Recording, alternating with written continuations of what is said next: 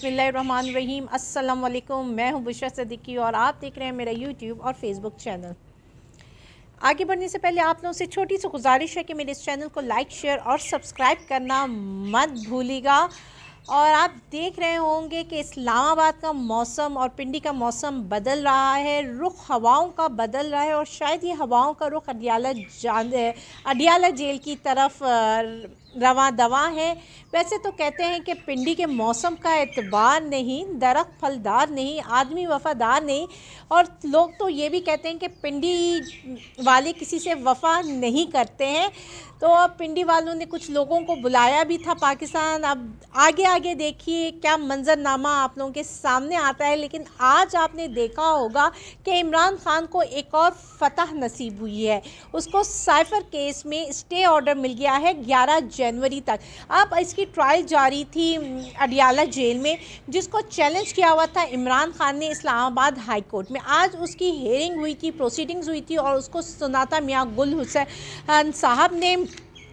और उन्होंने जी इस पे ऑर्डर, जब हियरिंग हुई है, सारे कुछ कार्रवाई हुई है, तो उन्होंने स्टे दे दिया है। यानी कि अब अडियाला जेल में भी कोई ट्रायल नहीं होगा 11 जनवरी तक। अच्छा, दूसरी तरफ आप देखें कि इन्होंने एक और भी दायर की हुई थी। पहले तो उस पर एतराज़ात लगा दिए गए थे, दरख्वास्त दायर की थी, और दरख्वास्त ये थी कि इमरान खान से उन्होंने कुछ प्राइवेसी में बात करनी थी टिकट डिस्ट्रीब्यूशन के हवाले से, जो कि इजाज़त नहीं मिल रही थी। और वो भी उन्होंने इस्लामाबाद हाई कोर्ट में दरख्वास्त दी थी, जो कि पहले तो जिसमें एतराज़ात लगे थे, लेकिन आज उसमें से एतराज़ात हटाकर समाअत के लिए मुकर्रर कर दी गई है और सुप्रिटेंडेंट जेल को नोटिस भी जारी कर दिए गए हैं। तो आज का दिन ज़रा इमरान खान की फेवर में जा रहा है। कल आपने देखा था कि साइफर केस में जो शाह महमूद कुरैशी को ज़मानत हुई थी, और सिर्फ वो ज़मानत में साइफर केस में बेल लेकर बाहर ना आ सके, मुज़हक़ा खेज़ तरीके से उनको 12 केसेस में और नॉमिनेट कर दिया गया है। और फिर वहाँ पे आज जो उनकी हेयरिंग थी, उसमें उनकी शाह महमूद कुरैशी की फ़िज़िकल रिमांड मांगी थी, जो कि नहीं मिली और जुडिशल कर दिया गया है उनको। और फिर शाह महमूद कुरैशी अडियाला जेल में चले गए हैं अपने साथी इमरान खान के पास। लेकिन आज की ये दो बड़ी इंपॉर्टेंट डेवलपमेंट थी। अब आपको अगर कल याद हो, इलेक्शन कमीशन जो है उसके मेंबर्स भी जाकर अडियाला जेल में ही समाते करते हैं, वहाँ पे जाकर इमरान खान के सामने हाजिरी करते लगाते हैं। जबकि मैंने आपको बताया था कि ये इलेक्शन कमीशन भी एक आइनी इदारा है, इसके अपना एक रुतबा है। अब वो जाकर अडियाला जेल में उसके मेंबर्स हियरिंग करें, बड़ा अजीब सा लगता है आइनी हिसाब से भी।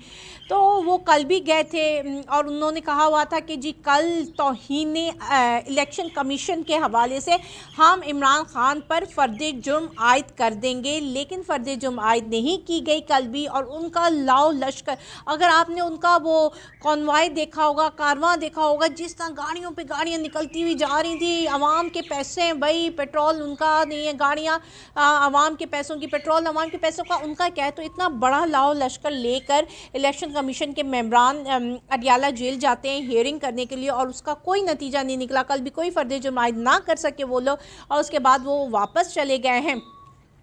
अब सोचने वाली बात ये कि अचानक वो सारी चीज़ें, क्योंकि हमने सुना था और जिस तरह की हवाएं बता रही थी कि मिड ऑफ दिसंबर में इमरान खान को साइफर में कोई ना कोई इन्होंने सज़ा सुना देनी है, और जिस तरह उसका तेज़ी से ट्रायल चल रहा था, और अब अचानक उस ट्रायल को रोक दिया गया है और स्टे आ रहा है उस पर। इसी तरह तोशाखाना केस भी आप देख सकते हैं, इलेक्शन कमीशन में भी फ़र्द जुर्म आयद नहीं हुई। तो इसकी क्या वजह है?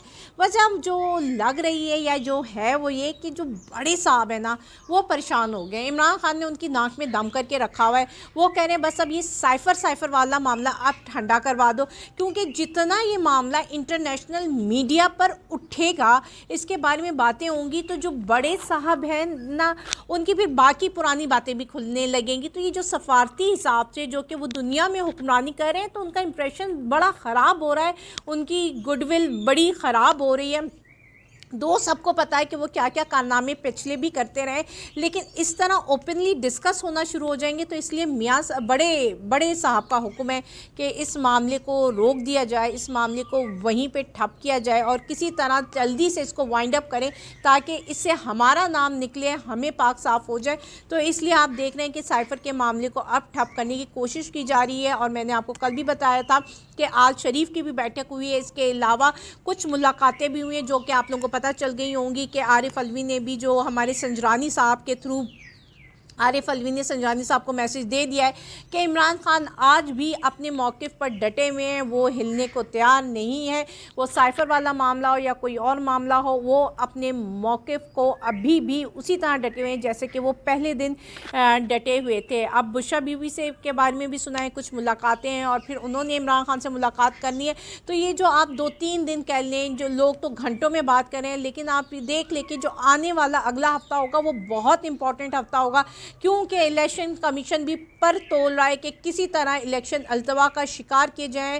وہ سپریم کورٹ جانے کی بھی تیاری کر رہا ہے کہ میں سپریم کورٹ جا کر کہا جائے کہ جی پاکستان میں حالات ایسے نہیں ہیں، اور دوسری طرف آپ نے دیکھا کہ اسکروٹنی جس طرح ہو رہی ہے، جس طرح تجویز کنندہ تائید کنندہ کو پکڑا جا رہا ہے، جس طرح کی ویڈیوز آئی جا رہی ہیں، تو اس کے حوالے سے بھی پی ٹی آئی نے ایک درخواست دائر کی ہے، اور انہوں نے کہا ہے کہ جی آئی جی پنجاب کو اور چیف سیکرٹری پنجاب کو ہٹایا جائے، کیونکہ یہ جو کچھ بھی ہو رہا ہے، جو ہراساں کیا جا رہا ہے ہمارے لوگوں کو، ہمارے کارکنوں کو، رہنماؤں کو، اور جو تجویز کنندہ وغیرہ ہیں ان کو ہراساں کیا جا رہا ہے، تو اس کے پیچھے ان دونوں بندوں کا ہاتھ ہے، تو ان کو تبدیل کیا جائے۔ اس نے یہ الیکشن کمیشن سے درخواست کی ہے۔ اب دیکھتے ہیں کہ آگے کیا بنتا ہے، کیونکہ اگلا ہفتہ میں نے جیسے بتایا بہت امپورٹنٹ ہے، ہواؤں کا رخ تبدیل ہو چکا ہے۔